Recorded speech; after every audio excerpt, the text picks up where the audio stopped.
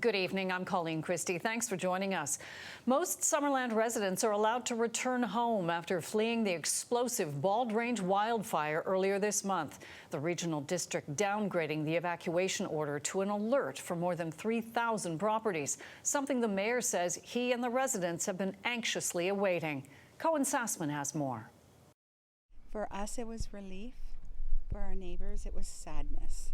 Kimberly and Bruce Maketh knew their house was still standing thanks to their doorbell camera. But they watched that same camera as the Bald Range wildfire moved through their neighborhood and flames got closer to their home. Our neighbor right across the street has been burned down, and we were watching the next door neighbor starting to have a fire on their lawn and everything, and we were holding our breaths for them.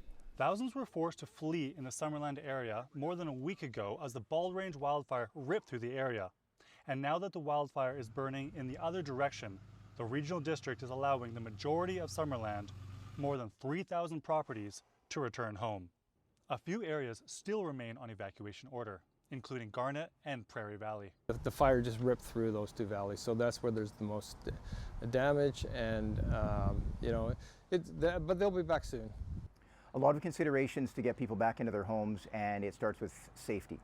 And with the current situation with the wildfire, it was deemed that it was safe to re-enter, but then you have to look at all of the different safety elements or service elements like utilities, water, sewer, that type of thing. According to the RDOS, 150 structures have been damaged or destroyed by the Bald Range wildfire. And everybody's so nice here that they don't deserve any of that.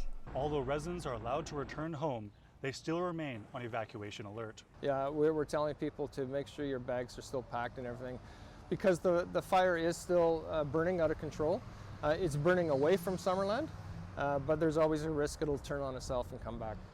For those who can't return home, the community says it will support them in any way they can. Just knowing that our family is okay, and just I want Summerland to know that we are here for them, to help them rebuild. Absolutely. And whatever they need, I am willing to do whatever.